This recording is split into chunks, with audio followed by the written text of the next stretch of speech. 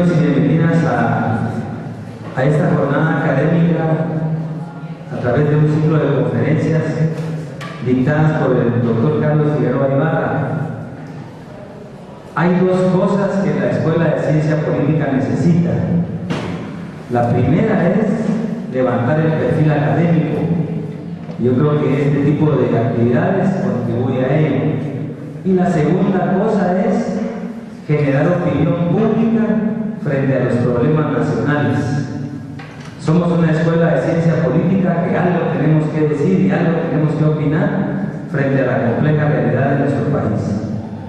En esta tarde damos la bienvenida, la cordial bienvenida al doctor Carlos Figueroa Ibarra, y la metodología de este momento de la conferencia de hoy, vamos a dejar en primer lugar vamos a dar la palabra a la doctora Eugenia Castellanos, coordinadora académica de la jornada matutina, y posteriormente vamos a dar la palabra al doctor Figueroa Ibarra, y en un tercer momento vamos a abrir un espacio para un diálogo y una discusión a través de preguntas y respuestas.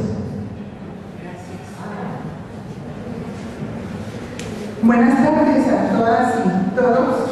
Muchas gracias por estar acá y por acudir a la convocatoria que hemos hecho. Es lamentable de veras que, pese a la importancia de este tipo de actividades, tengamos casi que ir a robar que pasen adelante, que pasen al salón. Bueno, pero con ese tipo de situaciones tenemos que bregar, tenemos que batallar.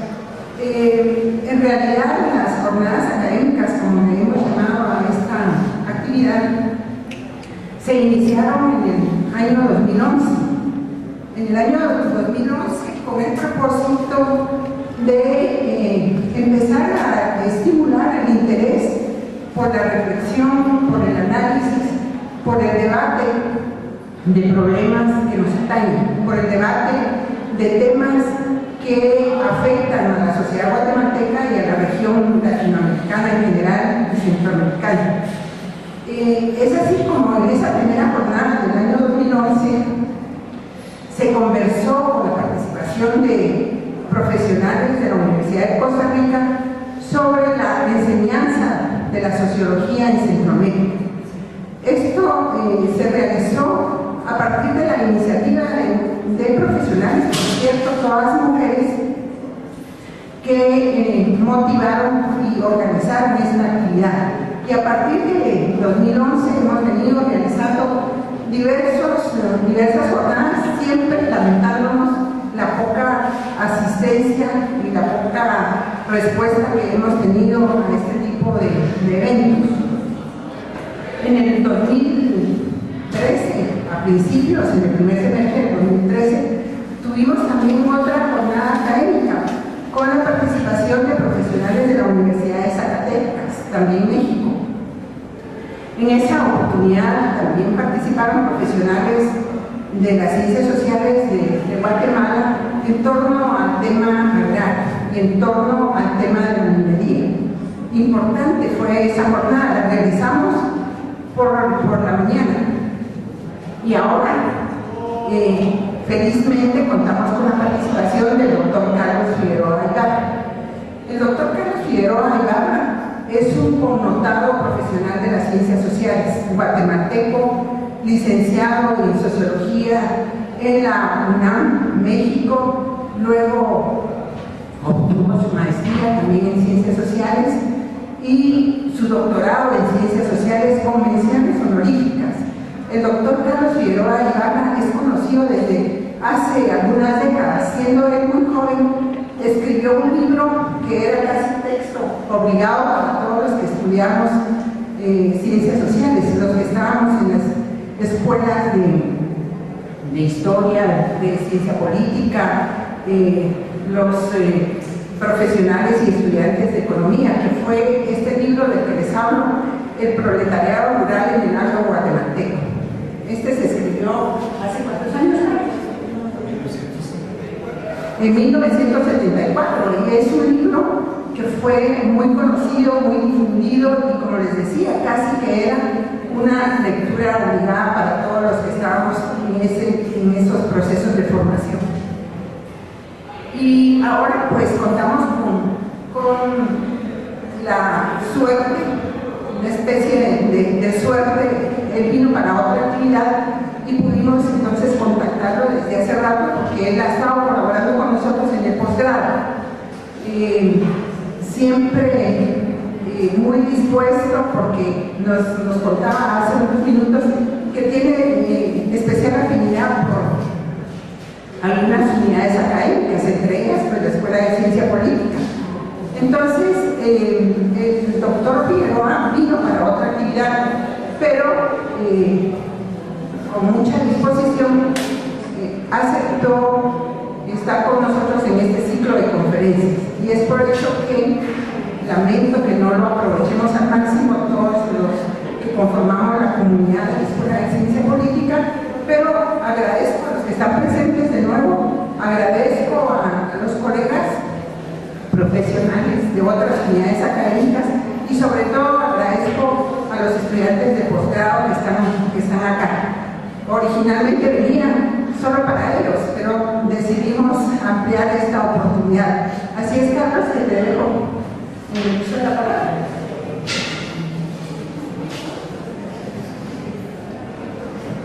Bueno, pues muchas gracias.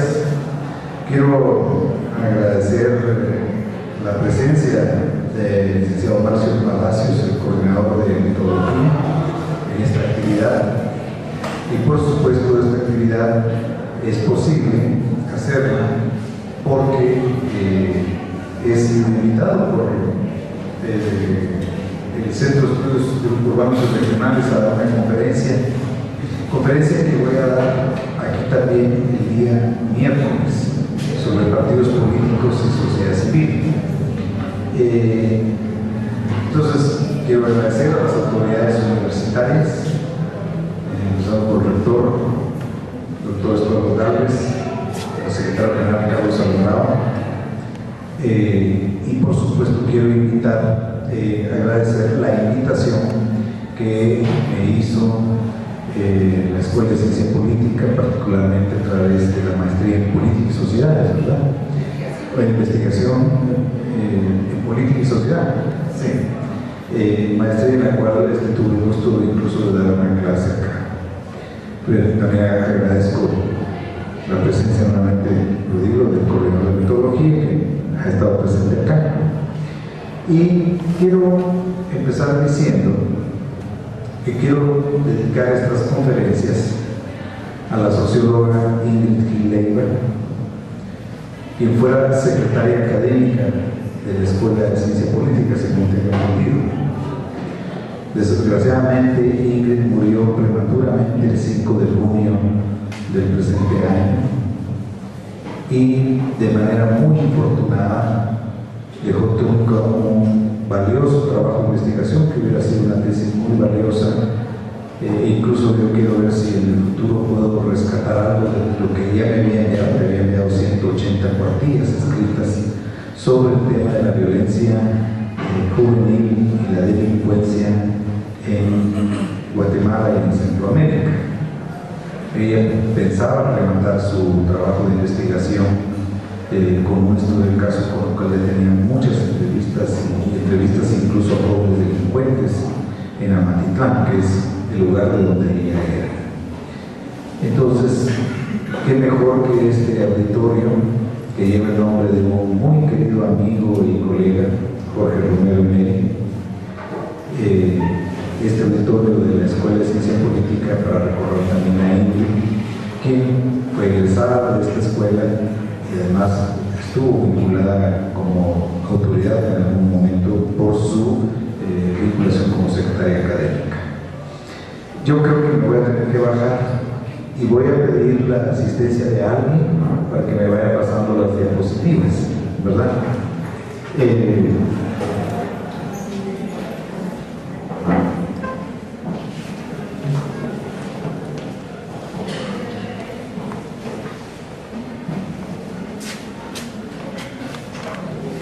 Bueno, muchas gracias, Marcelo.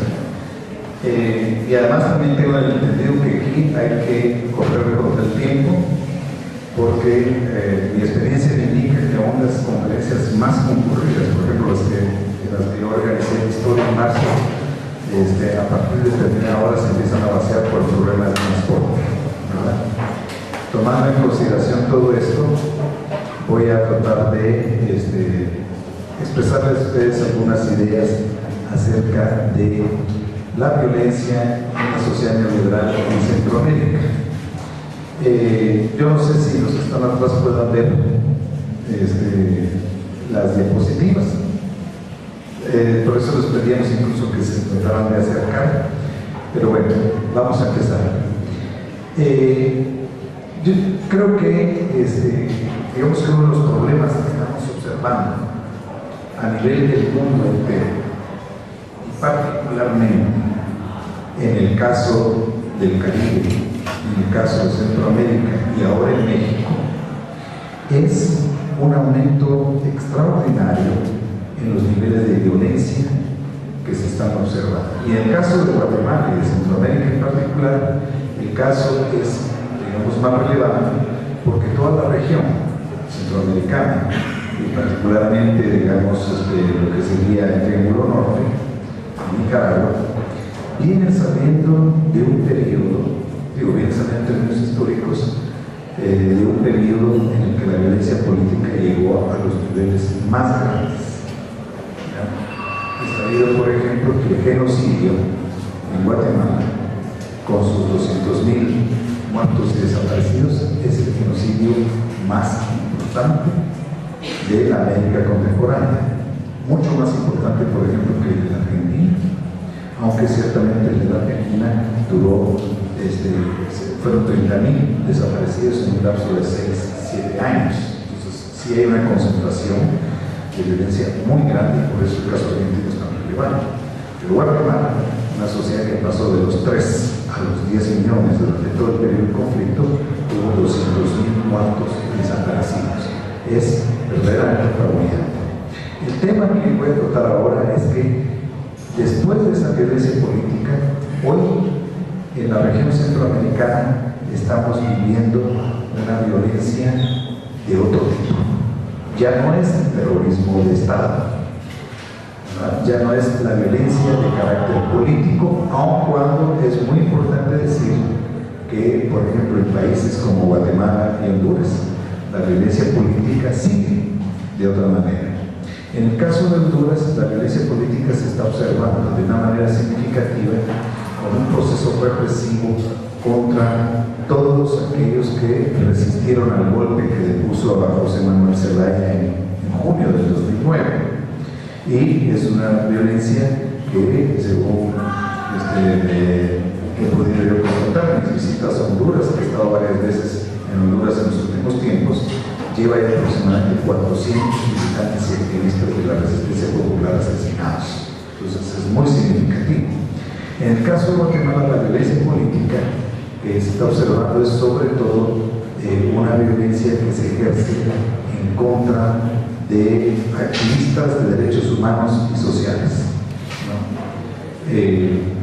Asociado, como también en el resto de los países de Centroamérica, asociado con todos aquellos que están metidos en la lucha contra los grandes proyectos del extractivismo.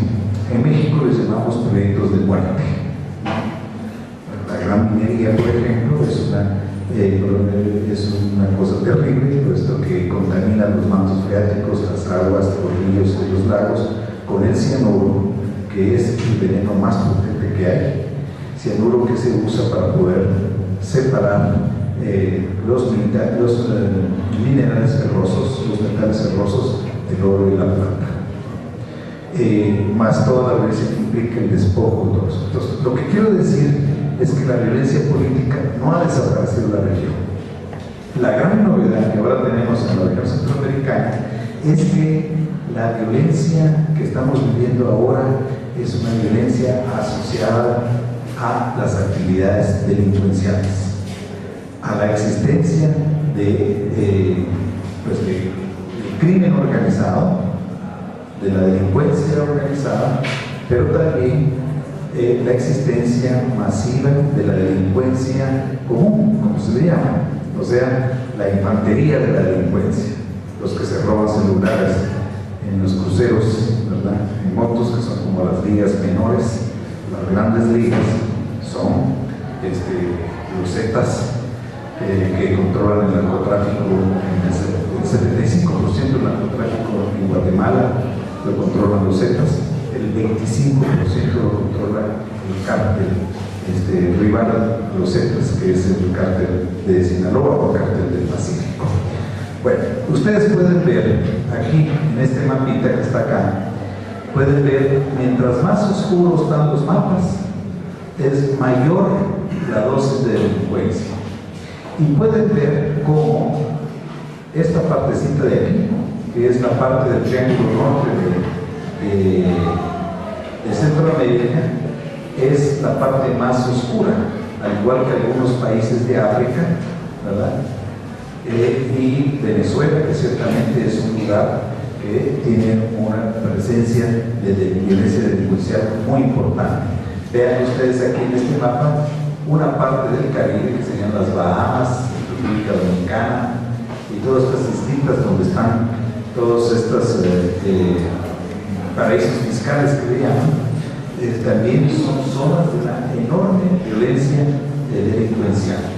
Por supuesto, la Rusia post-socialista es una zona también en la que se observa una enorme violencia, producto de que en Rusia, después del derrumbe del socialismo real, las mafias de diverso tipo son mafias que han estado, incluso podríamos decir que son gobiernos dentro del Estado, como está sucediendo también en buena parte de los países centroamericanos y en México. En México, fíjense ustedes, al menos el 50% de los municipios en México, son 2.400 municipios en México, al menos el 50% de los municipios están controlados por el narcotráfico. Entonces, los alcaldes, en gran medida, están siendo títeres, son títeres de estos poderes ocultos. Le voy a agradecer, estoy agradeciendo a Marcio la ayuda que me está dando. Miren, aquí en esta parte de acá, ustedes pueden ver el total de víctimas que arrojó el conflicto armado interno. Fueron 200.000. Las cifras convencionales indican que fueron más o menos 150.000 los ejecutados extrajudicialmente y aproximadamente entre 45 y 50.000 desaparecidos durante 36 años. Hasta 2010, en un periodo de 14 años, el número de ejecutados y desaparecidos por causas que tienen que ver con la violencia post-conflicto, la violencia que genera la sociedad neoliberal en Centroamérica, estaba alcanzando 64.000 víctimas. O sea, no es cualquier cosa. La siguiente, por favor.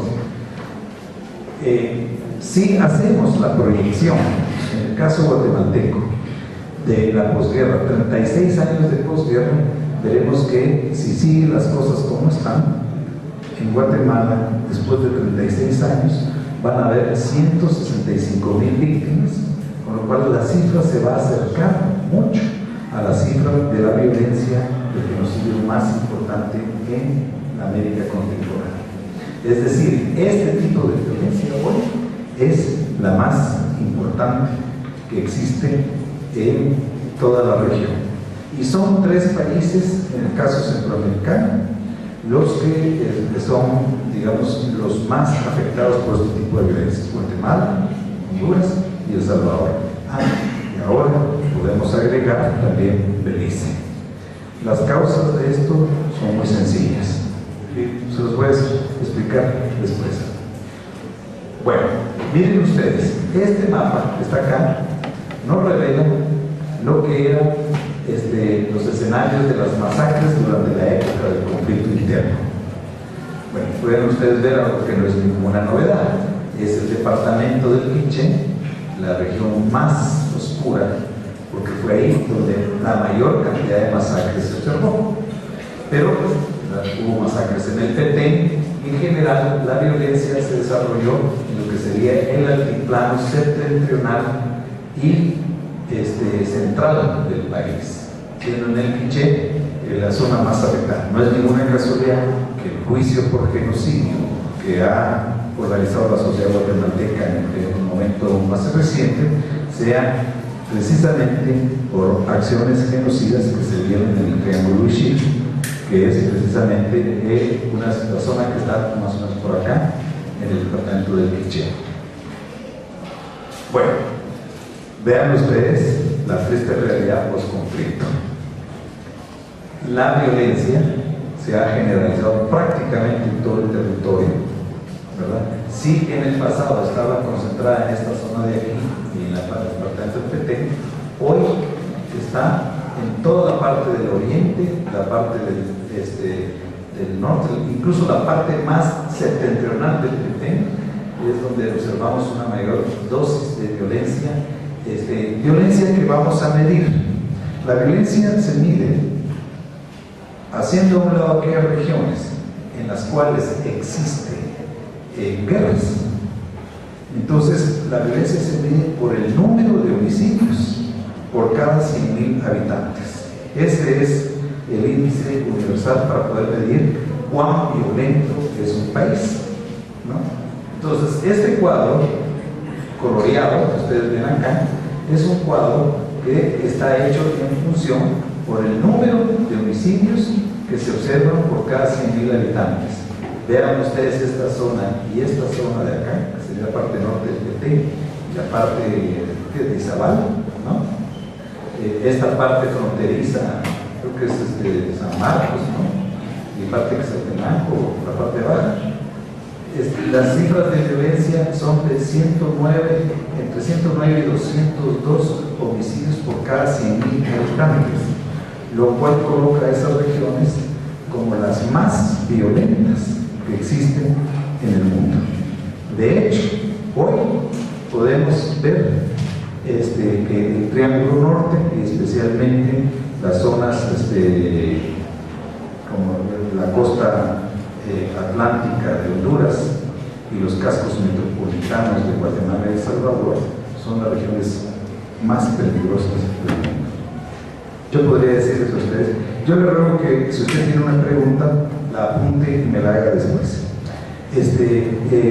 Yo les podría decir que, por ejemplo, hoy, bueno, no sé cómo va la cosa este año, porque este año sí no le seguido la pista, pero hasta años muy recientes, el año pasado, por ejemplo, uno de los oficios más peligrosos del mundo era ser chofer de autobús en la ciudad de Guatemala, ¿no? Es un oficio peligrosísimo, con una alta probabilidad de muerte, ¿no? Entonces, producto de la descomposición que ha provocado el sistema neoliberal en toda la región. Aquí entramos entonces a algo que es muy importante. El neoliberalismo, que es una forma de existencia del capitalismo, nos dijo hace 30 años que si se quitaba, si se soltaba al mercado de las asfixias que le provocaba el Estado, es decir, si se sustituía el modelo económico desarrollista por el neoliberal, que era dejar el libre mercado, la propiedad privada emergiendo en todas las actividades, las tasas de productividad iban a ser muy grandes y por lo tanto, al elevarse la productividad, iba a observarse el efecto del vaso derramado. Es decir, cuando ustedes echan agua en un vaso y el vaso se derrama y inunda la mesa donde está ese vaso. Eso quiere decir que, dejado el mercado a su libre albedrío, como postulaba el neoliberalismo, la productividad iba a crecer a tal extremo que iba a derramar prosperidad por el conjunto de la sociedad. Se iba a eliminar la pobreza, se iba a eliminar la desigualdad y por lo tanto pues entraríamos en una etapa de prosperidad. Hace 30 años el neoliberalismo nos ofreció eso. Lo que estamos observando hoy en toda Centroamérica es todo lo contrario, ¿verdad? Las tasas de productividad son inferiores a las que se observaron en el periodo anterior, estamos hablando del periodo antes de los 80s.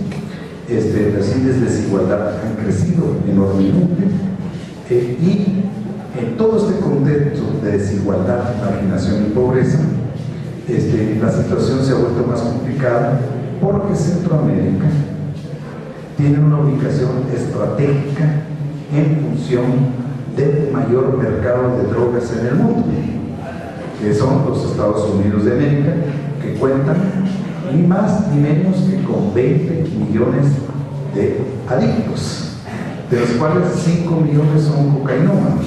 Entonces ahí hay un mercado, vean ustedes, increíble, ¿verdad? Para la mercancía que implica la droga.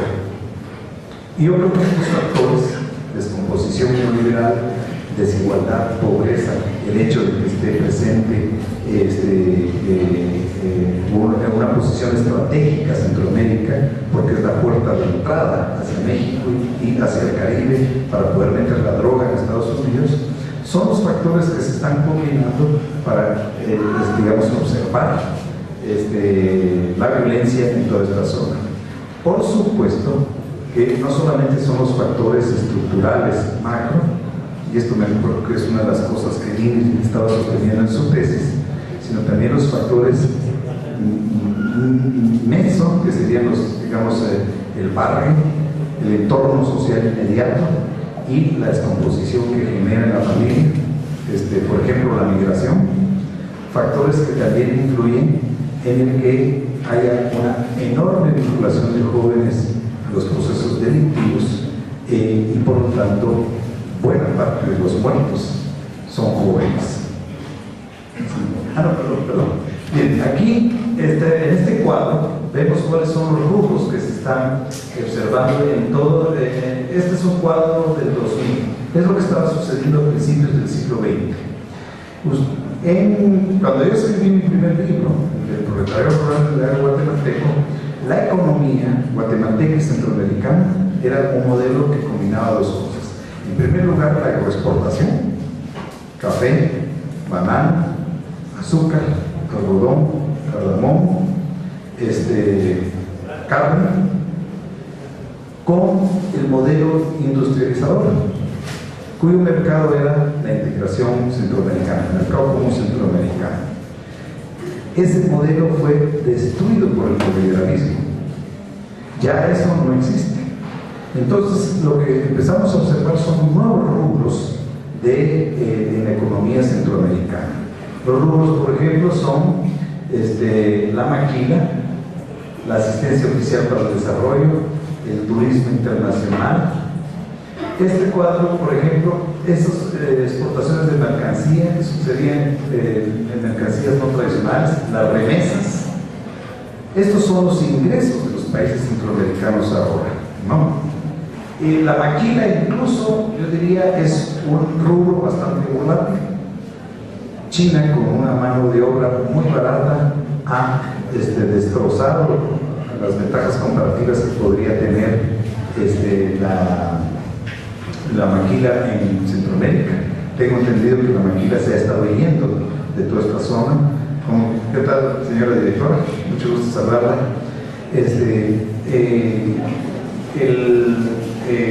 La maquila se ha estado fugando. En México, por ejemplo, China ya destrozó la maquila.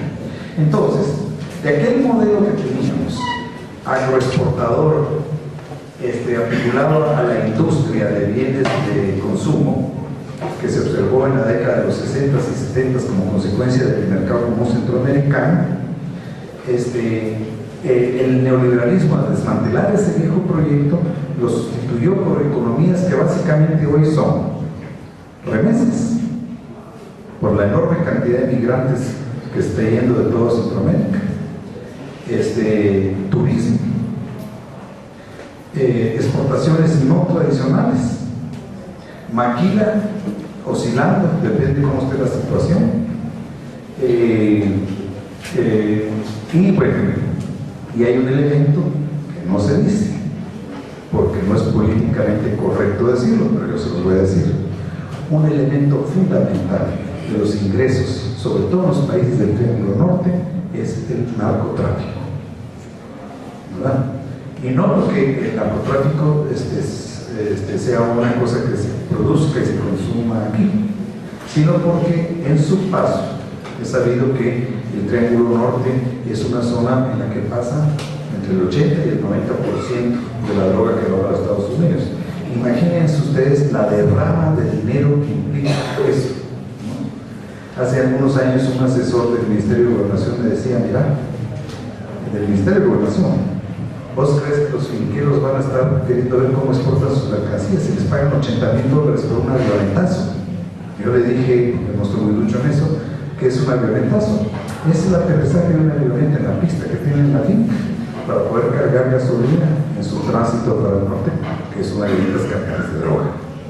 Y así como finqueros están metidos en eso, y estoy hablando no de Guatemala solamente, estamos hablando también de Belice, Honduras y por supuesto en El Salvador, también campesinos se dedican a guardar droga en el trasiego o eventualmente, incluso como ya se está observando cada vez más, a cultivar amapola y marihuana, que ya son cultivos que se están haciendo acá. Es decir, Centroamérica ya no es solamente una zona de paso, sino también es una zona de producción. Y cada vez más, Centroamérica y México se ha convertido en una zona también de consumo, digamos, a través del narcomenudeo. Y esto también forma parte del incremento de violencia que estamos observando en la zona. Bueno, aquí podemos ver entre 1950 y el 2002 las tasas de crecimiento que se observaron en Centroamérica, ¿verdad? Aquí estaríamos colocando básicamente Costa Rica, El Salvador, Guatemala, Honduras, Nicaragua y Panamá. Vean ustedes la tasa de crecimiento del Producto Interno Bruto promedio entre el 50 y el 59 y entre el 60 y el 77, que es el periodo del modelo híbrido, o sea, del modelo agroexportador articulado a la industrialización limitada producto del mercado común centroamericano. Vean ustedes las tasas de crecimiento, van de 4.6 a 5.7, ¿verdad? Compáralas ustedes, por supuesto, con el promedio de crecimiento del Producto Interno Bruto entre el 78 y el 89, que es el periodo de la guerra civil, de las guerras civiles en Centroamérica, y verán que bajó a 1%. Pero después, cuando venía ya la época de prosperidad, se habían terminado los conflictos internos, o buena parte de ellos, se había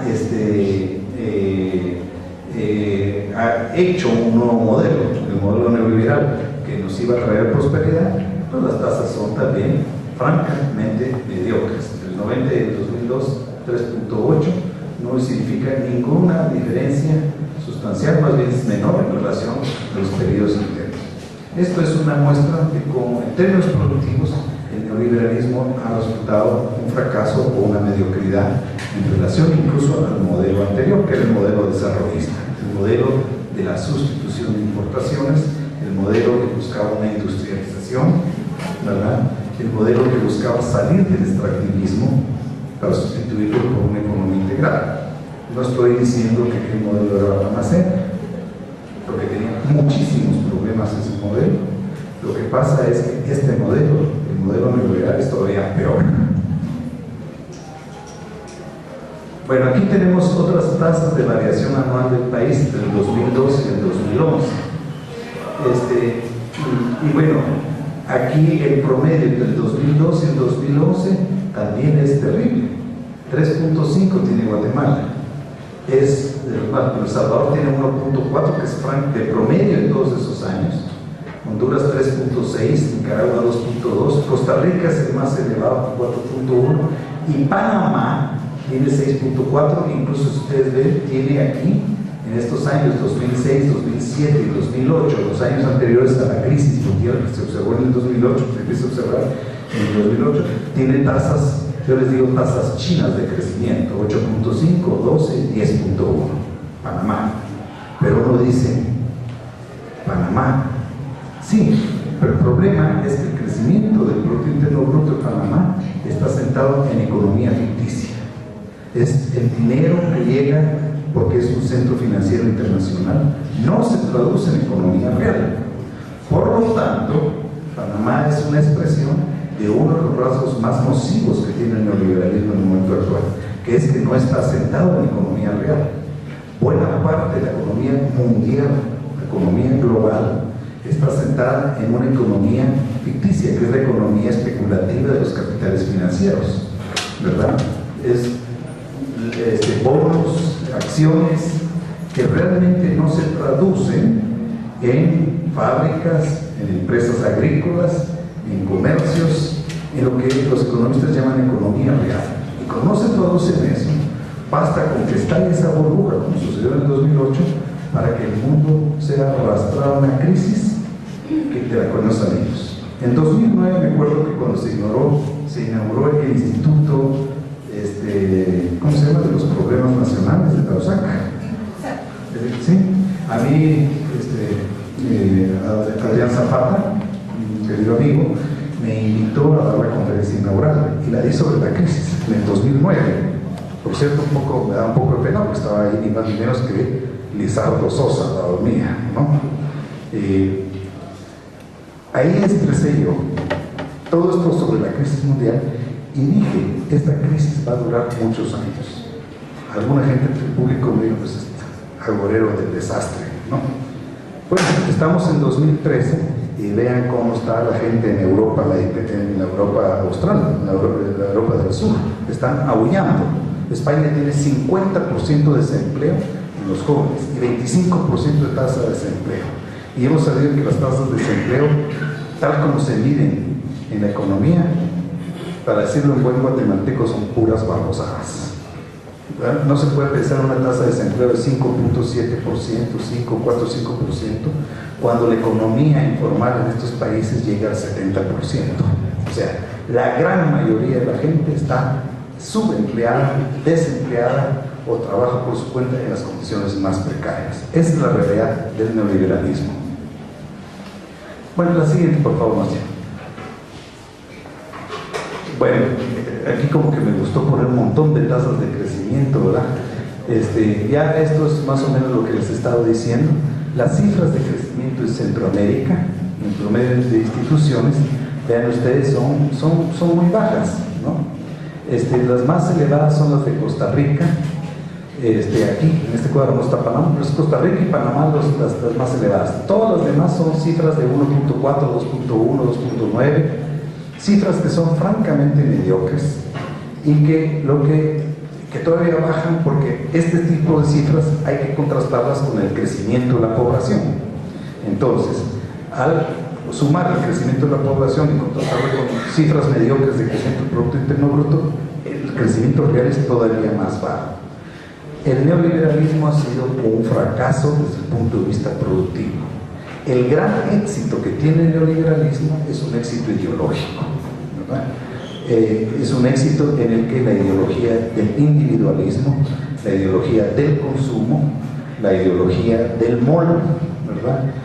Como un criterio de distinción, ha ido predominando, digamos, y los mecanismos múltiples de esto a través de Facebook, Twitter, Internet, todo esto, sirve precisamente para reproducir, digamos, una visión del mundo que no se condice con lo que está sucediendo en la realidad productiva de estos países. Bueno, vean ustedes lo que es la realidad del mundo. Todas las zonas que más oscuras son las zonas donde vive la población en la cual el 40% más viven con menos de $1 al día. Y por supuesto, miren ustedes nuestra triste realidad. Centroamérica está entre las zonas más coloreadas, quiere decir que Centroamérica es de las zonas más pobres del mundo, semejante a lo que sucede en África, ¿no? En esta zona de África y algunas regiones, creo que esto es Mongolia, ¿verdad? La India, por supuesto, ¿verdad? Zonas en las cuales, pues, el 40% más de la gente vive con menos de $1 al año. Vean Y estoy insistiendo mucho en esto porque en relación al tema de la violencia delincuencial, hay varias explicaciones. Una explicación tiene que ver con que la violencia tendría que ver con hasta una personalidad delictiva, ¿no? O incluso muchos insisten en el tema de la desintegración familiar. Y es muy probable que la desintegración familiar sea un elemento que genera personas jóvenes en una situación de riesgo. Pero el problema es que al irnos a las causas más estructurales, podríamos ver cuáles serían las causas de esa desintegración familiar. En el caso centroamericano, pues no hay que buscarle mucho. Son 400,000 centroamericanos los que migran o buscan llegar al norte cada año, ¿verdad? Abandonando hogares o abandonando familias como consecuencia del fracaso productivo neoliberal, ¿no?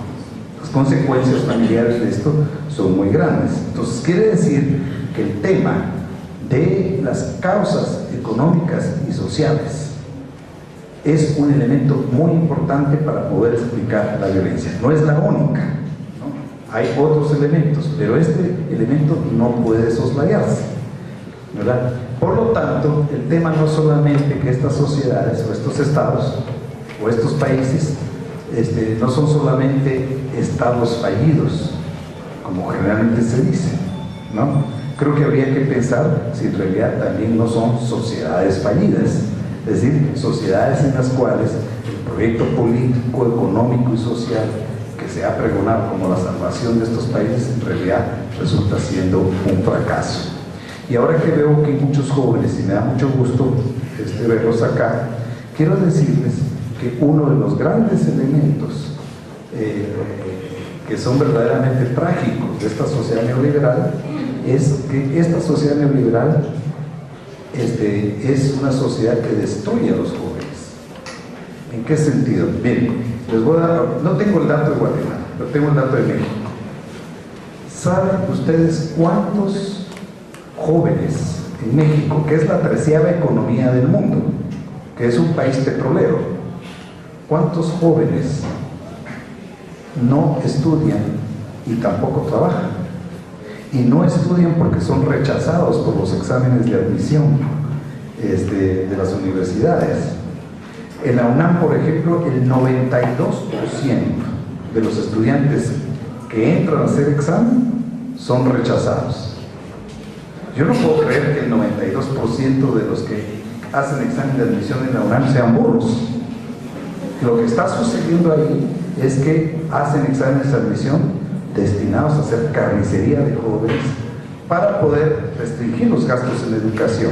Y es un mercado muy bueno, porque todos los rechazados lo que hacen es que buscan alguna opción, los que pueden, en las universidades privadas. Entonces, el rechazo que hace la universidad pública se convierte en un mercado para la universidad privada. Y hay muchas universidades, en México les decimos universidades patito, ¿verdad? Que son universidades de un nivel deplorable, universidades de garage, ¿no? Y que son unas universidades de farsa porque les venden un título a los estudiantes, un título a la hora de salir al mercado de trabajo, nadie les va a dar trabajo con un título de esas universidades, ¿no?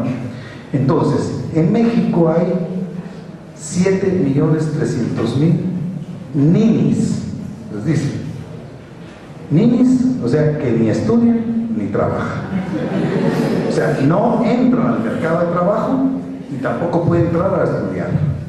Entonces, hablando de las causas de la violencia, pónganse ustedes, porque tampoco hay que criminalizar la pobreza, ¿verdad?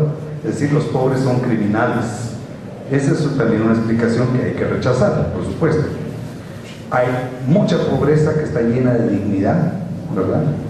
Y llena de un espíritu de lucha y con valores muy acendrados que hacen que la gente no delinca.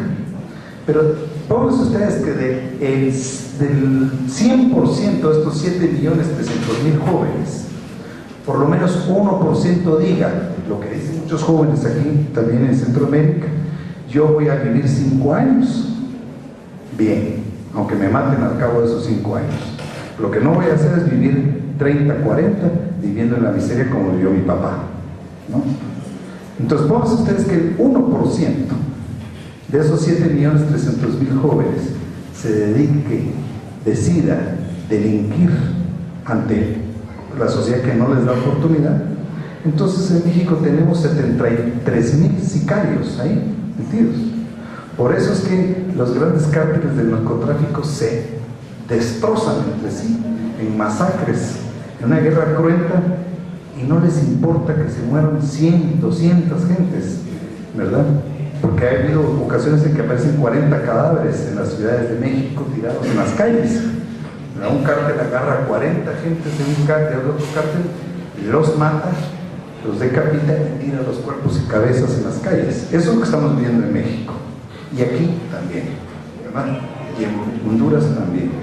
No les importa, porque finalmente hay cientos y cientos de miles de jóvenes, ¿verdad?, que están en una situación de riesgo y que podrían entonces fácilmente, si alguien los recluta, volver a reemplazar a aquellos que se han muerto en las guerras que provoca el narcotráfico. Entonces vean ustedes, aquí vean ustedes las cifras de extrema pobreza y verán que Honduras es uno de los países que tiene mayor extrema pobreza, y digamos, aquí en la barra más clara estamos viendo lo que sería la pobreza general.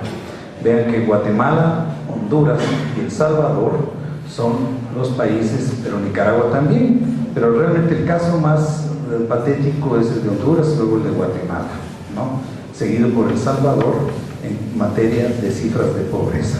Y este es un dato no menor a la hora que nos querramos explicar la violencia que estamos observando en el momento actual. Sí. Aquí tenemos otros cuadros, ¿verdad?, que van desde Costa Rica, abarcan Centroamérica y cada uno de los países. Vean el caso de Honduras, la pobreza en la zona rural llega casi al 80%, ¿verdad? Guatemala, la pobreza en el área rural llega casi a 67%. La pobreza en la zona urbana tiene 42%, y en Honduras el 56%, en Nicaragua 54%. O sea, vean ustedes en estos países, El Salvador, Guatemala, Honduras, Nicaragua, son países que están como en la cúspide de la pobreza, incluso con una pobreza que es mucho más elevada que la del promedio de Centroamérica y mucho más elevada de la que sería la pobreza en América Latina, la pobreza promedio en América Latina. Bueno, este cuadro es también terrible, ¿verdad? Algo que es muy importante notar es que en todos estos cuadros Costa Rica aparece con las cifras más bajas de pobreza, con las cifras más bajas de desigualdad, con las cifras más bajas de desnutrición. Y esto sucede porque en Costa Rica es un país totalmente atípico a lo que fue el resto de Centroamérica. En Costa Rica imperó durante muchos años un modelo socialdemócrata que implicaba un nivel de distribución de la riqueza que era enteramente distinto al del resto de los países de Centroamérica. En Costa Rica no hubo una gran oligarquía cafetalera como la de Guatemala y El Salvador. Más bien la producción cafetalera se hizo a través del control del beneficio, y la producción la hacían propietarios medios y pequeños de café, a diferencia del gran latifundio que vamos a observar en Guatemala y El Salvador. Entonces Costa Rica tiene las cifras menos tremendas, ¿no? Pero el 22% de los guatemaltecos estaban desnutridos. En Nicaragua era casi el 20%. Y lo que resulta interesante es que vean ustedes en Panamá, que tiene las cifras más elevadas en determinados años de crecimiento del Producto Interno Bruto, encontramos cifras también elevadas de desnutrición. Esto quiere decir que el Producto Interno Bruto de Panamá se infla sobre todo a partir del capital ficticio, del capital financiero, y no de la economía real. Y por eso es que Honduras tiene, por ejemplo, elevadas tasas de desempleo, ¿verdad? Y también problemas delincuenciales. Bueno, este es el caso más patético. Miren ustedes, la mitad de los niños de Guatemala son desnutridos. ¿no?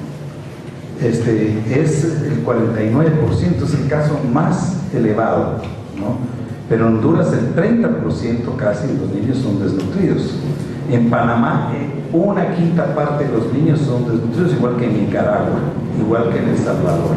Costa Rica, vean ustedes aquí, la cifra es mucho más baja que el resto de los países centroamericanos, ¿no? En América Latina y el Caribe, el promedio de niños desnutridos es el de 14%. Guatemala es de 49%, o sea, la mitad de los niños de este país son desnutridos, ¿no? Es, digamos, una muestra de ese fracaso productivo.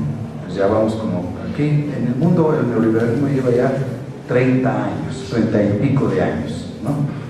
En Centroamérica llevará como unos 20 años. Y también, todos estos indicadores los estoy dando porque quiero que ustedes vean lo que es la realidad económica y social de estos países, porque lo que yo estoy postulando aquí es que si no se entiende la realidad económica y social, no se entiende lo que son una de las causas más importantes de la violencia delincuencial en estos países, ¿verdad? Yo no estoy diciendo, por supuesto, ya lo acabo de decir, que los pobres son criminales, porque esta es una lectura que podría hacerse, ¿verdad? Como la que se hace en el Brasil cuando se habla de las clases peligrosas, ¿no? Las camadas perigosas, que son los pobres. No, pero lo que sí es cierto es que la pobreza coloca en una situación de riesgo muy importante a los jóvenes, principalmente para actividades delictivas. También el neoliberalismo propicia que jóvenes de clase media, que están muy metidos en toda esta cuestión del consumo, en la medida en que también hay una cerrazón de oportunidades para estos jóvenes, tiendan a meterse en actividades delincuenciales para poder pagar, digamos, todas estas mercancías que el consumismo propicia, ¿no? Es decir, desde el uso de relojes y de determinada marca hasta zapatos Nike, lo que ustedes quieran, pero todo esto forma parte también del consumismo que propicia esta sociedad. Entonces, lo que estamos observando aquí, se me arruinó esto, vean ustedes, estas barras de aquí es la diferencia que hay entre el salario mínimo mensual y el costo de la canasta básica mensual. Está hecho en términos de dólares. Si ustedes ven, en el caso de Guatemala, Honduras y Nicaragua, El Salvador y Panamá, observamos que esta barra, que es el salario mínimo, o sea, la diferencia entre el salario mínimo es alta y en Nicaragua es muy alta. Solamente en Costa Rica el salario mínimo tiene un comportamiento positivo en relación al costo de la canasta básica. En todos los demás países es negativo. ¿Esto qué quiere decir? Que en estos países el salario mínimo legal en el sector agrícola es una ficción. No sirve ni para comer, ¿verdad? Y es una expresión, pues, de toda esta situación de miseria. Bueno, estos son los índices de precios de alimentos, la tortilla del maíz entre el 2006 y el 2011, ¿verdad? Esta es la curva de Guatemala. El maíz subiendo de precio, al igual que la de Nicaragua, ¿no? ¿Y cuál es la otra? Y la de El Salvador. En estos tres países observamos, y en general, si ustedes ven, hay una tendencia ascendente del costo del maíz. Esto tiene que ver también con otro fenómeno mundial, que es la crisis alimenticia, la crisis alimentaria que vive el mundo. Los precios de los granos básicos a nivel mundial cada vez son más caros. Y son cada vez más caros porque la producción de granos básicos está monopolizada cada vez más por los grandes consorcios mundiales, la Monsanto, por ejemplo, que hace que haya precios monopólicos de estos granos básicos. Entonces observamos que mientras el salario mínimo baja, los precios de los alimentos están aumentando.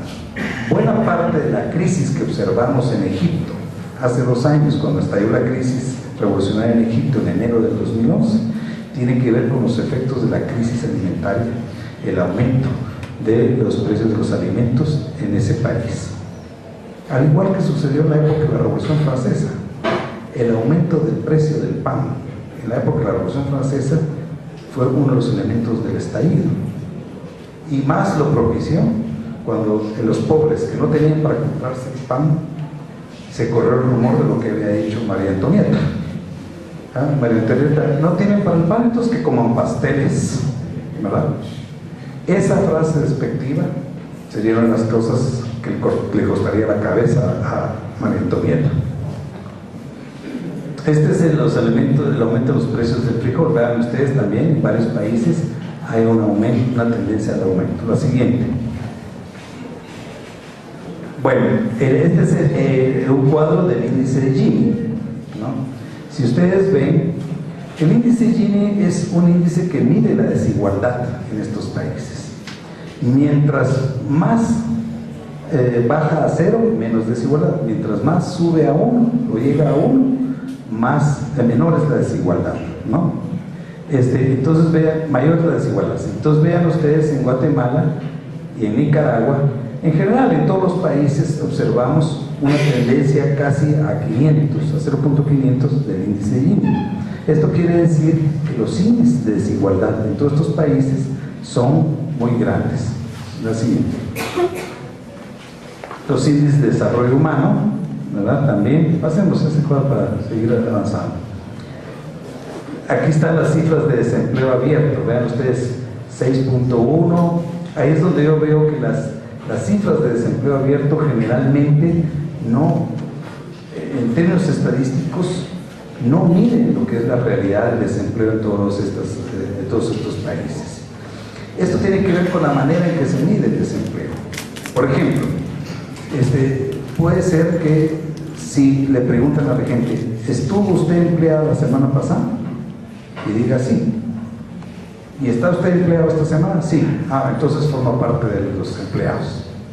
No importa que hace 20 días estaba desempleado, no importa que la semana entrante esté desempleado, porque lo que está sucediendo es que cada vez más el empleo es precario, es lo que se llama la precarización laboral. O sea, no hay contratos.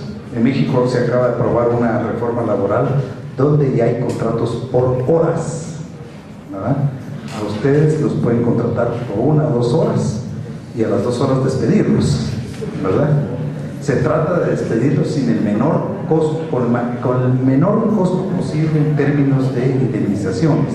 Por supuesto, empleos que tienen acceso a la seguridad social cada vez son menores, empleos que tienen acceso a la jubilación cada vez son menos, ¿verdad? Hay mucho empleo ocasional, por lo tanto, en realidad estas cifras no miden realmente el desempleo. Pero aquí lo que me gustaría destacar es que vean ustedes, el país que tiene las tasas de crecimiento del Producto Interno Bruto más elevadas en Panamá es el país que tiene las tasas de desempleo más elevadas. Aquí es donde uno ve realmente qué es lo que está detrás, por ejemplo, en el caso panameño, de esas cifras de crecimiento del Producto Interno Bruto. Es capital financiero. Si ustedes van a Bahamas, a todas estas islas donde son paraísos fiscales y donde hay cuentas, donde van a meter todos los políticos corruptos su dinero, van a ver ustedes que las cifras de crecimiento del Producto Interno Bruto en esos países es elevadísimo. Pero eso, en términos de efectos para la población, no tiene ninguno. Bueno, y aquí es donde se mira lo que es esquema. Vean ustedes las cifras crecientes de inmigrantes que van es el estimado de migrantes centroamericanos de tránsito irregular por México entre el 95 y el 2010. La cúspide fue entre el 2005 y el 2006. A partir de esta fecha observamos una declinación. Esta declinación no quiere decir que en los países centroamericanos alguien llegó y con una varita mágica resolvió todos los problemas sociales. No, lo que sucedió fue que el nivel de violencia en México contra los migrantes creció enormemente, el nivel de restricciones y de violencia en la frontera hecho por las autoridades estadounidenses también creció enormemente, ¿verdad? Y también se observó una crisis que afectó a partir de 2008 a los Estados Unidos, ¿verdad? Que deprimió la economía y todas las oportunidades de empleo bajaron. Por lo tanto, todos estos factores hicieron que el tránsito empezara a bajar, ¿verdad? Pero en todo caso, fíjense ustedes, hay 400, ahorita está, en el 2000 estaba en 140, no tengo las cifras, pero ya empezó a subir nuevamente el número de migrantes que anualmente desde Centroamérica se van para los Estados Unidos, que sirve para contener la oleada de migración. Estos son los absurdos que el neoliberalismo está haciendo. Crea un modelo económico que genera una crisis social en la periferia, ¿verdad? Y en los Estados Unidos lo que crean son barreras de contención para toda la oleada migratoria que va para los Estados Unidos. ¿Por qué? Se pregunta uno. Porque estos migrantes le van a quitar empleo a los estadounidenses. No es cierto eso. Los migrantes centroamericanos hacen trabajos que los gringos no hacen. Ustedes no van a ver ningún gringo que va a querer ser jardinero, o que va a querer dedicar su vida a cuidar niños, o a atender ancianos, ¿o cómo? O cortar naranjas, ¿verdad? Yo creo que aquí hay un tema que tiene que ver, y lo expresó Samuel Huntington, en un libro que se llama El choque de las civilizaciones, en el que dijo: si nosotros seguimos aceptando que se siga viniendo la cantidad de latinoamericanos, va a llegar un momento en que este país va a perder su identidad, y los blancos vamos a ser minoría, ¿verdad? Y esto va a repercutir en las elecciones, como de hecho ya repercutió ahorita en la elección de Obama. Fueron los latinos los que hicieron ganar a Obama, porque veían en los republicanos adversarios a la ley migratoria. Entonces, esto que Huntington, que era un tipo muy inteligente, reaccionario, de derecha, como ustedes quieran, pero muy inteligente, veía, es como uno de los elementos fundamentales para toda esa política xenofóbica y racista que estamos observando en Estados Unidos. Bueno, aquí están las cifras de deportaciones. Aquí nos indican que incluso una buena parte de la cantidad de deportados son criminales, dice aquí, ¿no? Vean ustedes, en esta cifra de aquí, el 30% de los deportados están calificados como criminales, ¿no? En El Salvador, en el 2009, de Guatemala el 20%, el 25%. Esto es muy importante, porque fíjense ustedes que esto es uno de los orígenes del fenómeno de las maras en el Triángulo Norte de Centroamérica, ¿no? Las maras no nacieron en Tegucigalpa, no nacieron en Villanueva, no nacieron en Santa Tecla, ¿verdad? Las maras nacieron en Los Ángeles, en San Antonio, Texas, en ciudades donde había una gran migración mexicana y latina. La mara, por ejemplo, la mara salvatrucha nació como digamos una agrupación de jóvenes salvadoreños que lo que hacían era organizarse para poder defenderse de los ataques de una banda de jóvenes que se llamaban The Korean Killers, que eran jóvenes coreanos ya metidos también en la delincuencia, o para defenderse de la acción de la minoría afroamericana. Por eso las maras, desde el principio, tanto la Mara 18 como la Mara Salvatrucha, tienen un sentido de identidad. No solamente son delincuentes, tienen toda una simbología que se expresa en los tatuajes, en todas esas señas que hacen, ¿verdad?, con las que se fotografían, a través de los cuales mandan, son símbolos a través de los cuales mandan mensajes que son señal de identidad. Hoy las maras son una especie de las ligas menores del narcotráfico. Son una especie, para decirlo en términos neoliberales, el outsourcing de los cárteles del narcotráfico, ¿no? ¿Qué es lo que ha salido? Los cárteles del narcotráfico están en pelea con otros grupos, entonces van con un sector de las maras y les dicen: aquí te va una lana y por favor procede a liquidar a estos, ¿no? No son parte de los cárteles, ¿verdad? Pero es la terciarización, digamos, de servicios que los cárteles de narcotráfico efectúan en estos países. Por supuesto, las maras también tienen sus propios negocios, las extorsiones, el establecimiento de control territorial, ¿verdad?, para poder pedir impuestos de protección a la gente de la que se vive, y por lo tanto son, digamos, enormes negocios que explican la enorme violencia que hay, porque están defendiendo un botín tremendo, ¿verdad? La siguiente. Bueno, aquí vemos que África es la región que tiene mayores números de homicidio, seguido por las Américas, luego Asia. Vean ustedes, en Europa es bajísimo en relación a África y a las Américas.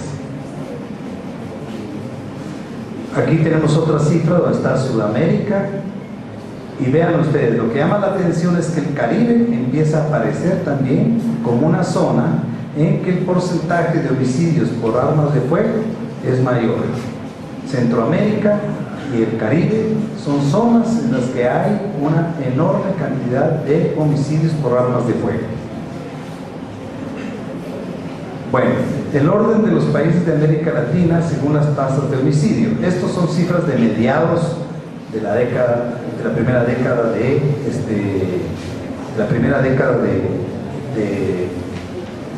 del siglo XXI. El Salvador aquí aparecía con 48.8.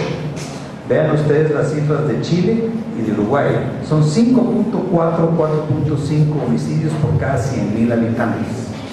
Si lo comparamos con El Salvador, con Colombia en aquel momento, con Venezuela, pues es muy elevado. Pero estas cifras del 2004 variaron enormemente en los últimos 5 o 7 años, como vamos a ver en los cuadros posteriores. Aquí dice tasa de homicidios por cada 100.000 habitantes en algunos países también en el 2005. Esta es otra fuente que nos pone a El Salvador, Honduras y Guatemala como los países más elevados de todos estos de América que están presentes acá, ¿verdad? Aquí está Estados Unidos, vean ustedes, 5.6 en Estados Unidos.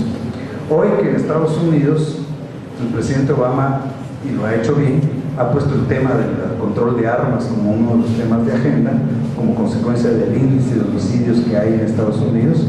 Pero lo que sucede en Estados Unidos son como que fueran niños de párvulos en relación a lo que está sucediendo en estos países. Es mucho mayor la violencia en estos países. Bueno, aquí hay otro orden esto es entre los jóvenes. Vean ustedes la cantidad de jóvenes, que son 92.3 por cada 100.000 habitantes jóvenes que mueren en El Salvador. Guatemala aparecía aquí con 55, Brasil con 51, ¿sí? Bueno, aquí está la tasa de homicidios en Guatemala entre el 97 y el 2010. Vean ustedes, es una cifra ascendente, creo que este es el periodo de uno de los años del gobierno de Arzú. A partir de este año, que es, me parece que es 99-2000, empieza una tasa ascendente de homicidios en Guatemala. Bajó en el 2010, me parece incluso que en estos primeros 6 meses del 2013, la tasa de homicidios comparada con los primeros 6 meses del gobierno de la mano dura, aumentó ya. O sea, volvemos a lo mismo, la mano dura o tiesa, como ustedes quieren llamarla, sirve para un carajo si no se abordan las causas sociales de todos estos problemas, ¿verdad? El problema no se resuelve solamente con más cárceles, más policías, más represión, ¿verdad? Porque el problema es mucho más complejo, ¿verdad? Por supuesto que un Estado tiene que tener medidas punitivas para contener la delincuencia, pero si se queda solamente en ese énfasis, como le sucedió al presidente Calderón en México en 2006-2012, el resultado es 100.000 ejecutados en ese sexenio y los cárteles del narcotráfico, muy bien, gracias, ¿verdad? Hoy por hoy los cárteles del narcotráfico más importantes en México son el cártel de los Zetas, en el cual nosotros los guatemaltecos tenemos un papel muy importante, ¿verdad? Ustedes saben muy bien que buena parte del entrenamiento militar de los Zetas que ha hecho que los Zetas sean un cártel poderosísimo procede de los excaiviles que fueron reclutados por el narcotráfico mexicano para poder servir como entrenamiento. Pero hoy por hoy estos dos cárteles han expandido sus actividades hacia Centroamérica, porque Centroamérica se convierte en una zona estratégica para el tránsito de la droga, principalmente el Triángulo Norte más Belice. A partir de Centroamérica, el Triángulo Norte y Belice, hay una traslación del trasiego de la droga hacia el Caribe y hacia México, que son de las principales entradas de la droga al principal mercado de la droga del mundo. Entonces, la extensión del narcotráfico mexicano hacia México, hacia Centroamérica y el Belice, no es, como decía el presidente Calderón, jefe del Ejecutivo mexicano, porque México había sido muy exitoso en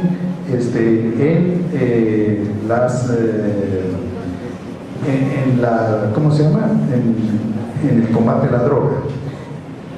Lo que ha sucedido en este caso es que son empresas capitalistas exitosas y por lo tanto en proceso de expansión. Una empresa capitalista, y el narco es una empresa capitalista que es exitosa, pues extiende su área de operaciones. Es la forma natural de acumulación capitalista. Esto es lo que ha pasado con estos cárteles. Y el problema es que ahora están disputándose todo este territorio, ambos cárteles, negociando con los capos locales de la droga, y cuando esos capos locales no han querido negociar, entonces los matan, como es el caso de Juancho León y con todos estos que han aparecido muertos y se mandan mensajes como los decapitados en Petén hace algún tiempo, ¿verdad? En que a mí me llama mucho la atención que los decapitados y todo eso que sucedió en esa finca en el Petén, había un cartel que decía: esto es para que aprendan los del Golfo. O sea, era un cártel que le había mandado un mensaje a otro cártel mexicano en el Petén. Bueno, sigue porque ya me están urgiendo. Bueno, aquí vean ustedes las tasas de homicidio en el 2010 en todas las Américas. Esta línea que está acá es Honduras, porque esto es lo que estamos observando en la actualidad. Honduras hoy se ha convertido en el lugar más violento del mundo. Sobre todo, por ejemplo, la ciudad de San Pedro Sula es una ciudad verdaderamente violenta por las tasas de homicidio que tiene. La siguiente. En todos los países en Asia el índice de homicidios ha bajado. La siguiente, por favor. Esto es en Europa. Vean. Siguiente. Esto es en las Américas. Vean ustedes esta cifra, es el Caribe, ¿no?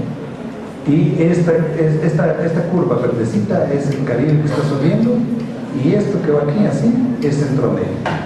O sea, el Caribe y Centroamérica son las zonas donde la tasa de homicidios, contrario a lo que ha venido sucediendo en el resto del mundo, están subiendo.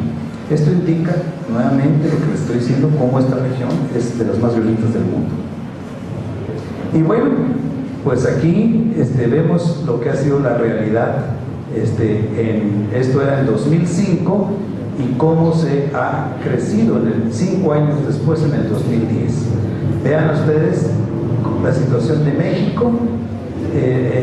Digamos que en el 2005 el nivel de violencia no era tan grande como ya lo estamos observando en el 2010, donde encontramos toda la zona norte que está acá como la zona más violenta del país.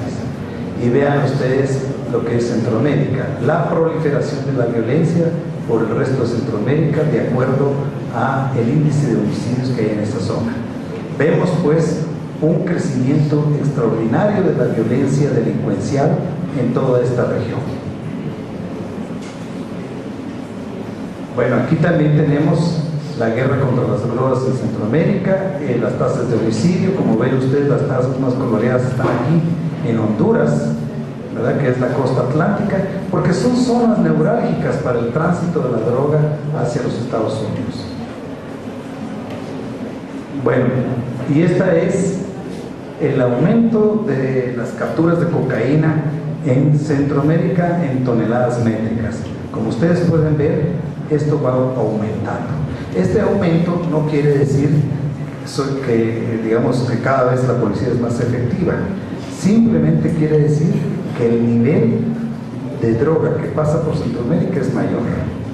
Uno de los jefes de la policía de Nicaragua, con el cual tuve la oportunidad de alternar en una conferencia, decía: miren, los cárteles de la droga empiezan a hacer cálculos, y en la medida en que empieza a subir el número de la cantidad de toneladas que son capturadas, ellos hacen un cálculo y entonces producen una cantidad de droga proporcional al aumento de las capturas, para poder mantener el equilibrio de la oferta de lo que pasa y de lo que llega a Estados Unidos.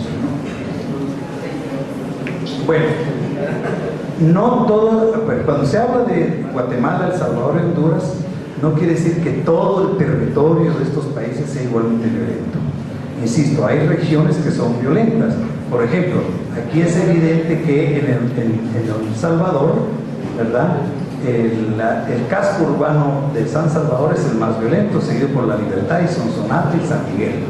Siguiente, por favor. Bueno, aquí están. Aquí ya ven ustedes, en el 2006, una cifra que ya lleva a Guatemala a 108 crímenes por cada 100.000 habitantes. Siguiente. Municipios seleccionados en el Triángulo Norte. Este es el departamento de Guatemala, el departamento de El Salvador, el departamento de Cortés, que es San Pedro Sula. Son las regiones más violentas del casco. Y Francisco Morazán, donde está Tegucigalpa. Bueno, estas son algunas tendencias, pues, a nivel general.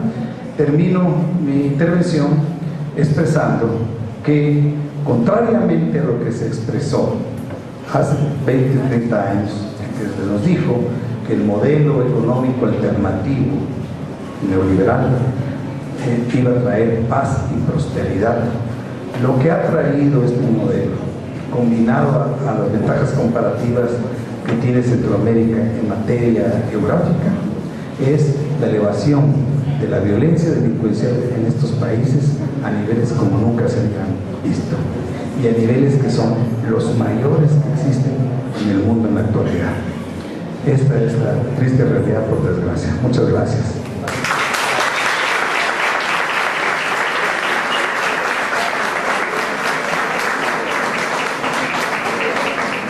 Muchas gracias al doctor Carlos Figueroa Ibarra, y vamos a entrar ahora en un momento, tal vez el momento más sustantivo de este encuentro, que nosotros proponemos aquí un diálogo, preguntas, una discusión.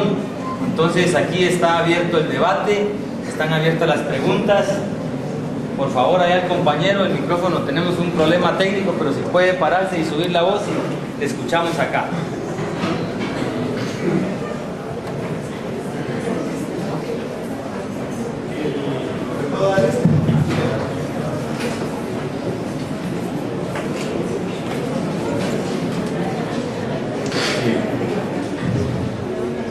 Hemos visto amplia información cuantitativa de los efectos económicos del neoliberalismo.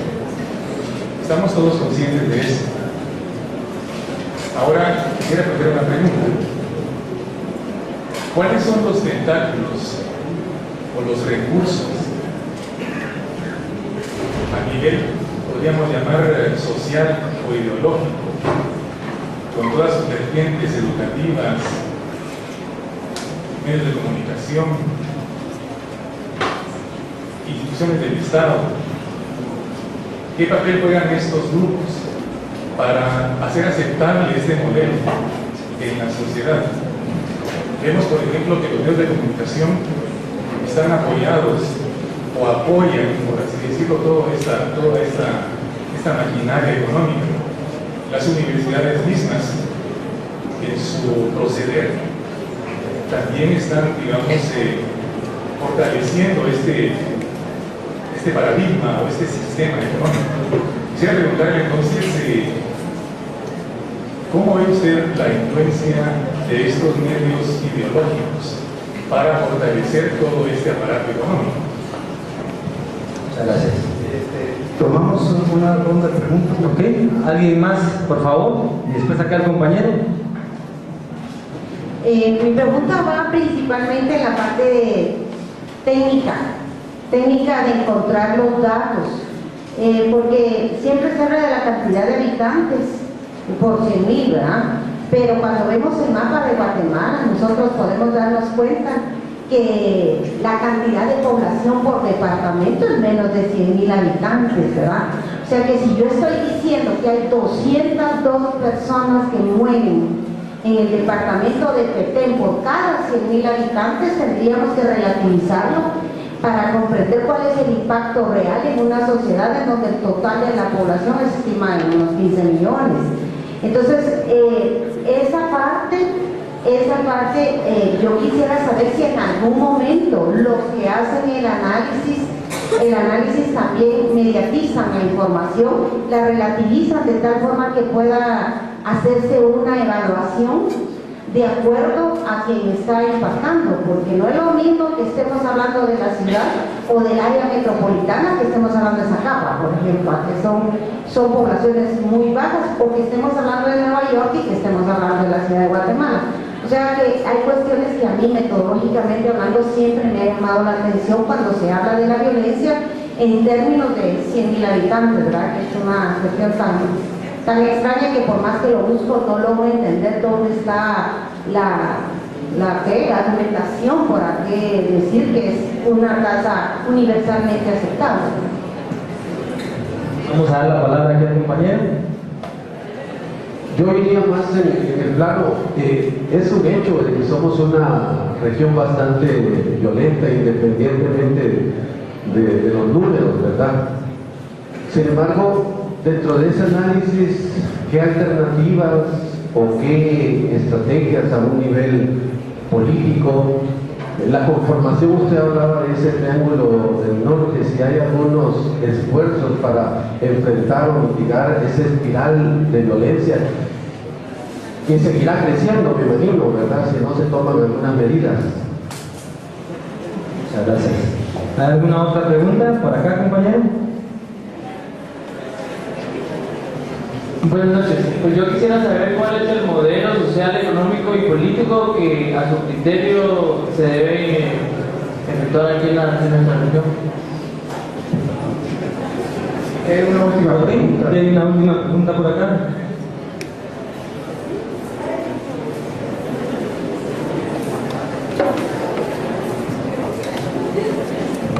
Doctor, mil gracias por su visita. Mi pregunta es, ¿cuáles son los escenarios que se pueden plantear para el futuro de Guatemala? Independientemente de que nos gobierne la derecha o la izquierda, ¿qué va a pasar con nosotros? Sin pretender que se sea una guerrera. A ver, ¿quién hizo la primera pregunta?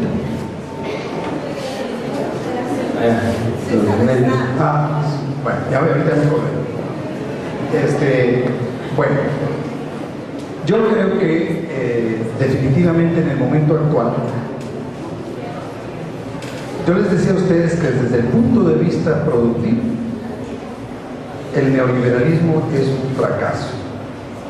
No es posible que, por ejemplo, México, que con el modelo anterior, o sea, la del nacionalismo revolucionario desarrollista, cuando la época vieja del PRI, la tasa promedio de crecimiento del Producto Interno Bruto en México era de 6% cada año. Hoy, desde el neoliberalismo, o sea, del 82 por acá, la tasa promedio de crecimiento en México es de 2%. Es un país que es productor de petróleo. O sea, eso puede ustedes ver el fracaso. Y si comparamos las tasas de crecimiento de Centroamérica antes y después del neoliberalismo, también son desfavorables para el neoliberalismo, ¿no? Se pregonó durante mucho tiempo, por ejemplo, Chile que es la joya de la corona neoliberal, porque es donde más éxito ha tenido el neoliberalismo, pues la tasa de promedio de crecimiento de Chile es de 5.6%, pues, ¿no? Tampoco es la gran cosa, con efectos terribles como se ve en el aspecto educativo. Acabo de estar en Chile, yo acabo de regresar de Chile, y ahí me pude dar cuenta. ¿Saben ustedes cuánto cuesta al año la Universidad de Chile? O sea, la universidad pública, o sea, el equivalente a la Universidad de San Carlos. $15,000 anuales. Todos los estudiantes tienen, para poder pagar la universidad, tienen que adquirir préstamos que antes los adquirían a bancos a intereses leoninos. Entonces un estudiante que sale de la universidad puede pasar endeudado el resto de su vida, ¿no? Porque además si no consigue trabajo, tiene trabajos mal pagados, pues ya se lo nada. Bueno, entonces el neoliberalismo tiene terribles problemas. No es ninguna casualidad las rebeliones estudiantiles en Chile, y que hoy Michelle Bachelet, si gana la presidencia, va a hacer una reforma educativa para volver a la época de la educación pública, ¿no? Algo que era de sentido común. Aquí en Guatemala también estamos observando tendencias de ese tipo. Aquí en la Universidad de San Carlos hay una tendencia cada vez más acusada de estudiantes rechazados. No llega a la verdadera barbaridad que está haciendo la UNAM en México, ¿verdad? Que el 92% de los jóvenes son rechazados. En mi universidad, la Universidad de Puebla, el 50% de los jóvenes son rechazados, y es una tasa baja en relación a otras universidades. Y sin embargo el neoliberalismo sigue hasta el momento en medio de toda su crisis, y uno de los aspectos fundamentales de ese éxito tiene que ver con la cuestión ideológica, y el elemento fundamental de ese éxito ideológico son los grandes medios electrónicos de comunicación, la televisión y la radio. Ahí es donde está el núcleo del poder. Ya no vivimos ahora la época de las dictaduras militares, donde la mediación fundamental, de esto voy a hablar mañana, era el genocidio, ¿verdad? Ahora la mediación fundamental es el convencimiento ideológico, pero tiene que ser muy poderoso ese convencimiento para hacerle frente a un modelo que está en crisis. El neoliberalismo está en crisis a nivel mundial. Vean ustedes todo lo que está sucediendo desde 2008 para acá. El euro está por caerse, la Unión Europea está pegada con saliva. Los Estados Unidos tienen un endeudamiento terrible, es un gigante totalmente enfermo. Y en medio de toda esa crisis son los grandes poderes fácticos los que siguen ganando una enorme cantidad de dinero, ¿no? Y eso lo intuye todo. Vean ustedes las películas de Hollywood futuristas. Como tengo hijos adolescentes, entonces yo me receto una película de esas cada 10 días, ¿verdad? Todas las películas del futurismo de Hollywood son distopías. En todas el futuro es espantoso, porque el futuro es espantoso con este sistema. O el capitalismo o la humanidad logra acabar con este sistema de producción y de consumo, que es este capitalismo neoliberal, o este capitalismo va a acabar con la humanidad. En 2025, yo no estoy aquí como profeta del apocalipsis, pero solo basta que les diga que en 20 años, 30 años, la temperatura del medio ambiente puede aumentar 5 grados, y eso va a implicar una catástrofe humanitaria tremenda. Vean ustedes lo que sucedió ahora que hubo hasta huracanes en la zona de Nueva York. Esto es algo que está evidenciando un cambio climatológico, porque la crisis del neoliberalismo es integral, es financiera, es alimentaria, es energética, es ambiental, ¿no? Son 4 grandes crisis articuladas. Entonces, en medio de todo esto, lo fundamental son los medios de comunicación, la televisión y la radio, y digamos la información que corre a través de las redes sociales, aunque las redes sociales también se han convertido en un mecanismo de doble filo, porque buena parte de las movilizaciones de jóvenes que estamos observando en el mundo se hacen a través de Twitter y de Facebook, ¿no? Los egipcios juntaron ahorita 22 millones de firmas para pedir la renuncia del presidente y se movilizaron 14 millones de gentes, todo esto en gran medida a través de estas redes. Igual sucedió en Turquía en mayo, igual sucedió en Brasil ahorita en junio, julio, ¿no? Entonces, igual sucedió en México con el movimiento 132, que fue un movimiento en contra de los medios de comunicación, que construyen imágenes. Y fíjense ustedes, Goebbels, el jefe de propaganda de Hitler, dijo una vez una cosa de una gran sabiduría: una mentira repetida 1000 veces se vuelve verdad. Entonces calculen ustedes una mentira repetida millones y millones de veces a través de radio y televisión. Por eso es que en aquellos países donde encontramos gobiernos progresistas se está luchando por leyes de comunicación distintas. Ya se hizo una en la Argentina y se acaba de aprobar otra en el Ecuador. Y eso tiene, pero como la gran diabla, como se dice en Guatemala, a los de la Sociedad Interamericana de Prensa, ¿verdad? Que es la sociedad que canaliza todo ese poderío mediático para poder reproducir el neoliberalismo. Entonces, este es, digamos, los medios de comunicación es el arma estratégica que reproduce ampliamente la dominación del modelo actual. Entonces, un medio de comunicación puede hacer muchas cosas. Basta con que el noticiero en la hora estelar empiece a sacar noticias de muertos para que la población empiece a ver una sensación, una percepción de que nos está arrasando la violencia. Y basta con que las invisibilice para que la gente empiece a sentirse más segura, aunque en realidad la gente siga matándose entre sí. En México a mí me tocó vivir como el candidato antineoliberal Andrés Manuel López Obrador literalmente fue arrasado con una campaña mediática que lo presentaba como el peligro para México. Es una verdadera proeza que Andrés Manuel haya logrado mantener el 35% de los votos en medio de 8 años de campaña sistemática, diariamente presentándolo como el Atila de ese país. Entonces, este es un elemento fundamental.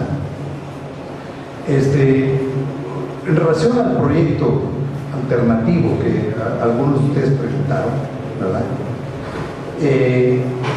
Yo creo que uno de los grandes elementos ideológicos del neoliberalismo es lo que se llama el pensamiento único. El pensamiento único es que te repiten por la televisión, por la radio, y el neoliberalismo crea sus escuelas de cuadros. La Universidad Francisco Marroquín es la escuela de cuadros del neoliberalismo en Guatemala, y así hay en distintos países de América Latina universidades que crean intelectuales que repiten una y otra vez las verdades supuestas del neoliberalismo, ¿no? Entonces, una de las artimañas es plantear que no existe alternativa, ¿verdad? Que otro mundo no es posible, y que todos aquellos que cuestionan este sistema neoliberal en realidad son unas bestias populistas. El término populismo, que la sociología, si hay aquí estudiantes de sociología, ustedes lo podrán saber, el término populismo es una construcción científica hecha por la sociología latinoamericana, que plantea una forma de modernización capitalista articulada a una forma de gestión de gobierno que se observó en la década de los 30, 40 en América Latina. Hoy el populismo, la categoría populismo, para que vean ustedes la influencia de los medios de comunicación y de ideológica, hoy la acepción del populismo es que es el gasto irresponsable del erario público que compromete a las generaciones del futuro con políticas demagógicas. Y todo esto aderezado con un líder carismático y autoritario como Chávez, ¿no? Ya se murió Chávez, Ahorita al ratito van a construir en Correas el sustituto de Chávez, ¿no? Rafael Correa. Es, digamos, una forma de decir cualquier alternativa a este sistema es vivir en error, pero sí hay alternativas, ¿verdad? Por ejemplo, una de las alternativas, la lucha contra la corrupción. La cantidad de dinero que se va por un drenaje por la corrupción es enorme. Si hay una lucha sistemática con la corrupción, el Estado podría tener, digamos, una cantidad de fondos para invertirlo en programas de desarrollo productivo y de desarrollo social. Otra alternativa, pero esto por supuesto está en chino, dada la correlación de fuerzas, pero los gobiernos progresistas la han hecho, es hacer reformas tributarias de carácter progresivo. Reformas tributarias a la renta, no al consumo. Porque si le aumentan el IVA, si la reforma tributaria es aumentar el IVA, por ejemplo, el impuesto al valor agregado, entonces cualquiera de ustedes o gente que tiene menos ingresos paga los mismos impuestos que va a pagar aquí el dueño de los pollos campeños, ¿verdad? En los impuestos al consumo igualan el pago de impuestos a todos los ciudadanos y no son impuestos a la renta, que es así, mientras más renta, mayor impuesto. Vaya, con solo que se hiciera una eficacia en la recaudación tributaria que evitara la evasión fiscal, el Estado podría contar con una mayor cantidad de ingresos para poder invertir en desarrollo productivo y en desarrollo social. Otro elemento que es muy importante es que efectivamente vivimos en una sociedad globalizada. Por tanto, cada uno de los países, incluso países como Guatemala, tienen que buscar en el exterior mercados para los productos que tienen ventajas comparativas. Pero es fundamental, y fíjense ustedes que esto es lo que están haciendo los chinos ahora. Es fundamental elevar el nivel de ingreso de buena parte de la población para crear un mercado interno que se convierta también en una palanca de acumulación de desarrollo. Hoy los chinos están construyendo en el río Yangtze, el río Marino, todo un canal de desarrollo productivo que va a generar, digamos, un crecimiento de ingresos de la población. De hecho, fíjense ustedes que los chinos han sacado de la pobreza a entre 300 y 400 millones de personas. No estoy defendiendo a los chinos porque es muy antipático también, ¿no? Tienen la fuerza de trabajo más barata y explotada también del mundo, pero al mismo tiempo está generando una clase media que se está convirtiendo en un mercado muy enorme. Porque los chinos dicen, nosotros no podemos estar dependiendo solo de las exportaciones, porque cualquier crisis mundial nos da en la torre a nosotros. Por lo tanto, tenemos que tener una base interna para el desarrollo. Y así como esas, hay diversas medidas que se pueden pensar. Y un elemento fundamental es que ningún país en América Latina por sí solo puede superar el neoliberalismo. Tiene que desarrollarse todavía más la integración latinoamericana. Esto fue lo que planteó, así fue como planteó las cosas Chávez. Entre las cosas por las cuales Chávez murió, no en honor de santidad, sino en honor de diablura, ¿verdad? Fue porque él y Lula se pusieron de acuerdo para frenar el Acuerdo de Libre Comercio de las Américas en el 2005 y reventaron lo que era el plan de los Estados Unidos para integrar toda América Latina con criterios neoliberales, porque no solo un acuerdo de libre comercio, el ALCA postulaba todo el consenso de Washington como un elemento fundamental para poder formar parte del ALCA. Y Lula y Chávez reventaron eso y empezaron a propiciar los acuerdos de integración Mercosur, todos los mecanismos. Si aquí hay estas relaciones internacionales sabrá mejor lo que yo estoy diciendo. Todos estos acuerdos de integración latinoamericana que lo que han hecho es que le han dado una gran autonomía a América Latina frente a los Estados Unidos. John Kerry acaba de decir hace un rato, yo no sé en qué año está viviendo el secretario del Departamento de Estado de los Estados Unidos ahora, pero volvió a repetir que América Latina era el traspatio de los Estados Unidos, el patio trasero. No se ha dado cuenta que los cambios políticos que se han observado en América Latina en los últimos años, con la emergencia de los gobiernos progresistas, han cambiado enteramente la situación de América Latina. Entonces hoy vemos cómo todo UNASUR se une apoyando a Evo Morales por la barbaridad esa que hicieron de negarle a un avión presidencial el aterrizaje en 5 o 6 países europeos. Vean ustedes la barbaridad, ordenado por Estados Unidos. Yo por eso no creo en lo que dice Antonio Negri y Hart en un libro que se llama Imperio, que dice que el imperio hoy está totalmente descentrado y no tiene... No, señores, el imperio sigue siendo Estados Unidos. Militarmente es 16 veces más poderoso que su más cercano adversario, ¿verdad?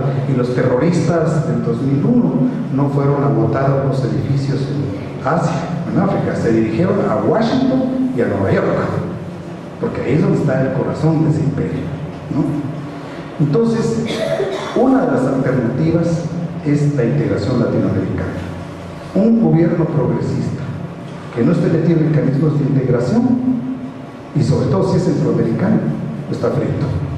Y eso lo entendió Zelaya, y por eso Zelaya incorporó Honduras al ALBA. Ortega hizo también lo mismo, ¿verdad? Por supuesto, Zelaya, la integración al ALBA y el iniciar un proceso constituyente le costó que lo sacaran en pijama de la casa presidencial, ¿no? Entonces, no es lo mismo decir huele a azufre, como hizo Chávez en la ONU, ¿verdad? Cuando Bush acaba de hablar. No es lo mismo decir huele a azufre desde un país petrolero a que el presidente de Guatemala, que sufriera un exceso de locura, dijera lo mismo en la ONU, ¿verdad? O un presidente incluso que está apoyado por la antigua guerrilla, como es Funes en El Salvador, jamás podría decir eso, solo que estuviera enteramente loco, ¿verdad? Pero países pequeños tienen la oportunidad de ir buscando alternativas de desarrollo si buscan, además de todos estos mecanismos, una integración latinoamericana. Y otro elemento fundamental, el proyecto alternativo. El Estado tiene que ver de qué manera logra establecer una distancia con los grandes poderes fácticos, ¿verdad? Es muy difícil todo esto porque de los poderes fácticos, y esta es una de las preguntas que alguien dijo, están los grandes poderes del narcotráfico, ¿verdad? Y aquí en Guatemala, organizaciones muy oscuras como la cofradía o el sindicato, que es como la pista subterránea de la política, la que no se ve, pero que es tanto más efectiva que la que nosotros vemos. Bueno, la pregunta metodológica. No sé cuántos habitantes tenga el Petén, ¿no? Pero si tiene menos de 100,000, el cálculo empieza a, digamos, a tener que presentar problemas. En efecto, estos cálculos tienen que, son como cifras que se hacen, digamos, en función de construir un indicador, ¿no? ¿Por qué cada 100,000 habitantes? Eso sí no lo sé yo, se lo confieso, ¿verdad? Pero tiene que haber algún indicador que pueda medir, digamos, el nivel de violencia. Y así como hay indicadores, por ejemplo, de mortalidad infantil, por número de infantes muertos por cada 1,000 nacidos vivos, ¿verdad? Igual está este indicador de violencia por cada 100,000 habitantes.